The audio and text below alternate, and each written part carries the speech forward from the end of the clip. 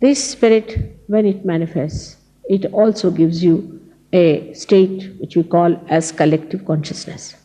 It's the state by which you become, again I say become, it's actualization, it is not just talking. You become conscious collectively, means you become conscious of another person's centers on your fingertips. You also become self-aware.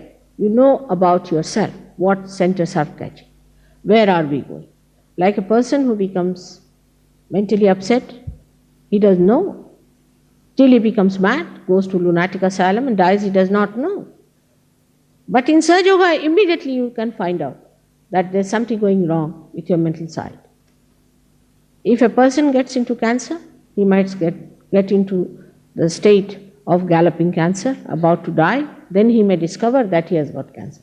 But in Sahaja Yoga, if there's a little imbalance, immediately it shows on your fingertips. And if you know how to do it, how to correct it, then every problem is solved. So as I told you yesterday, yoga has double meaning. Yoga means union with the divine. That's one. And the second one is the expertise, the deftness, what we call in Sanskrit kaushalam. You must have the deftness, how to handle this all-pervading power that is flowing through us, how to understand ourselves, how to understand others.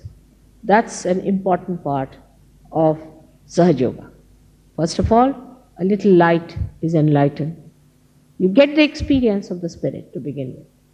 It's an actualization. But then you must make it grow.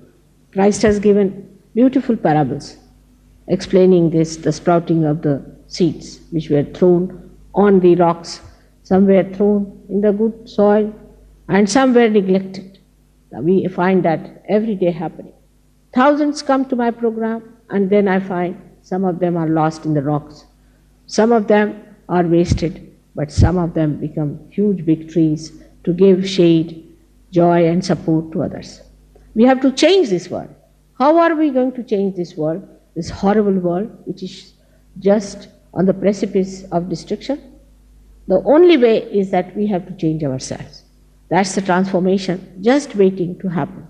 It's nothing that I'm doing about it. I really tell you, I don't do anything. I don't do anything. I'm just waiting to get it. You just catch upon it and you get it. I may be just triggering it, but you can trigger it also. So one has to understand that you have to be honest to yourself. You have to be fair to yourself. You have to understand your value. You must know your worth, that you are a human being created out of small things like amoeba from carbon. And today you are sitting here as human beings. You must be something very special. And this special thing has to become that thing which will make you understand what you are. Only thing, you are not yet connected. Only thing is that you have not yet felt that divinity within. We are all potentially divine. We have to just feel that divinity within us. But as a result of that, you are such a powerful personality, power of love. We have never used power of love. We have only used the power of hatred so far. Power of love is much above power of hatred. It can engulf all hatred, can just suck in everything that is hatred. It's very simple. Very simple methods are to be put. Only you must have desire to get transformed. Now the third thing that happens with self-realization is that you get a state of peace, of bliss and of joy.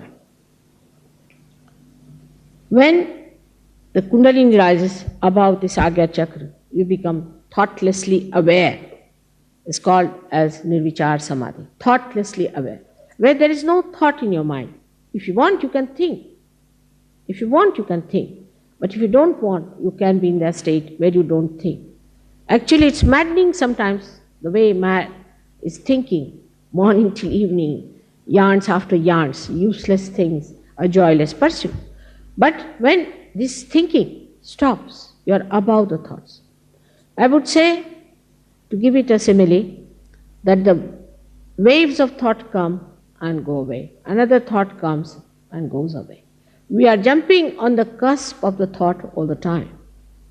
Supposing we can just get in the center of the thought, That is the present. If we could stop at the present moment, then we are not worried about the thoughts. Like the waves of water, if you are in the waves, you are frightened of that.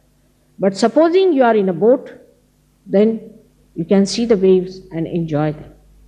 In the same way, what happens to you that you jump up to a higher state of existence through which you see the thoughts.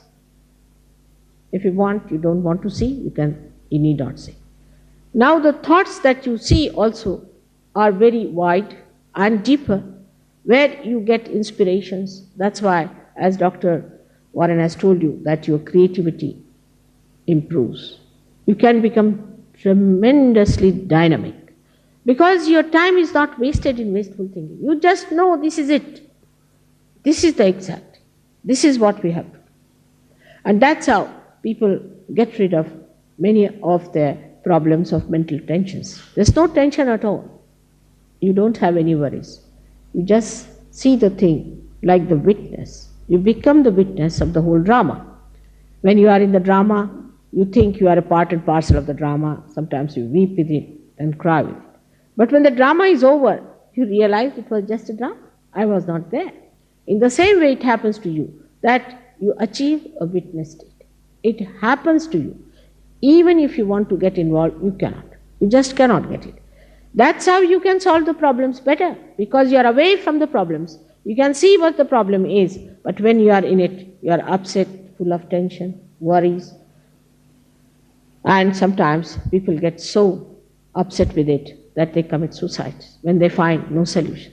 But if you are away from it, then you can definitely solve the problem. Now this witness state has to grow within you gradually with little understanding and with little meditation.